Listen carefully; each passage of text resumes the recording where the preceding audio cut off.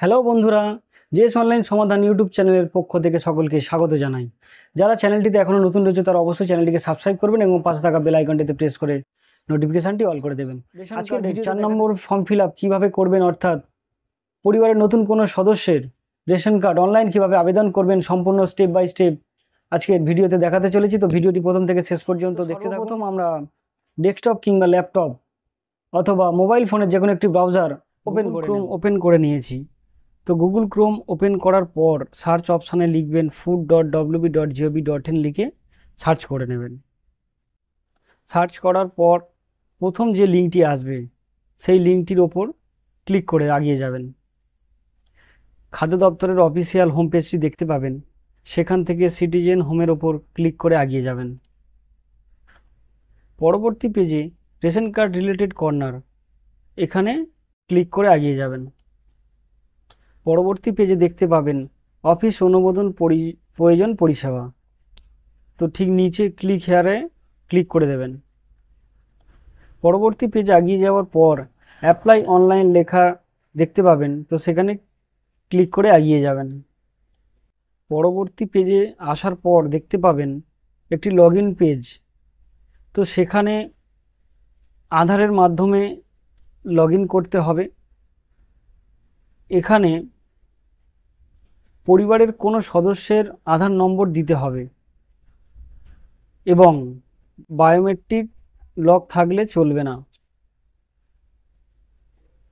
তো নিচে চেকবক্সে ক্লিক করে সেন্ড ওটিপিতে ক্লিক করে দেবেন।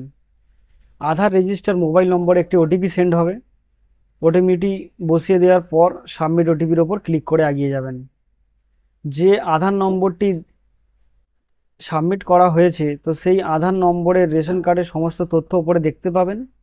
তারপর ইয়েস অপশানে ক্লিক করে নেক্সট করে এগিয়ে যাবেন।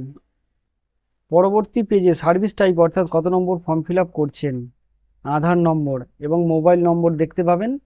তারপর নেক্সট করে এগিয়ে যাবেন। পরবর্তী পেজে সমস্ত রেশন কার্ডের তথ্য আপনারা দেখতে পাবেন, অর্থাৎ যতজন মেম্বার রয়েছে সকলের তথ্য আপনারা দেখতে পাবেন। নেক্সট করে এগিয়ে যাবেন। আরেকটি নতুন পেজ আপনাদের সামনে ওপেন হবে।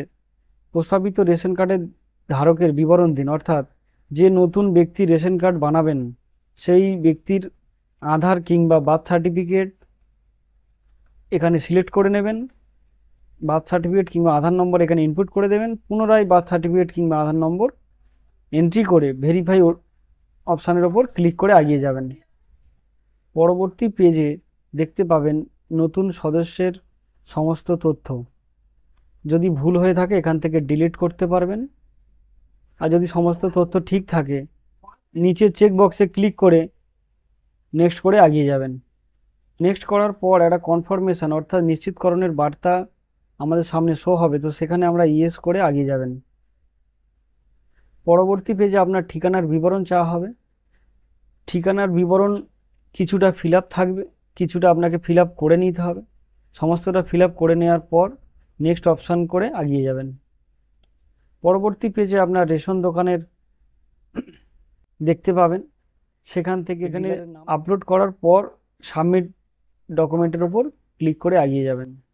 পরবর্তী সাকসেসফুলি অর্থাৎ আপনার ফর্মটি সফলভাবে সাবমিট হয়ে গেছে।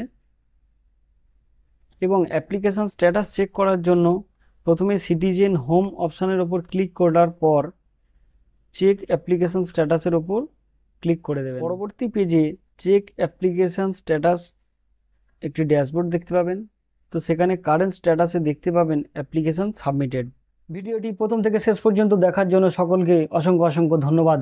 ভালো থাকবেন, সুস্থ থাকবেন।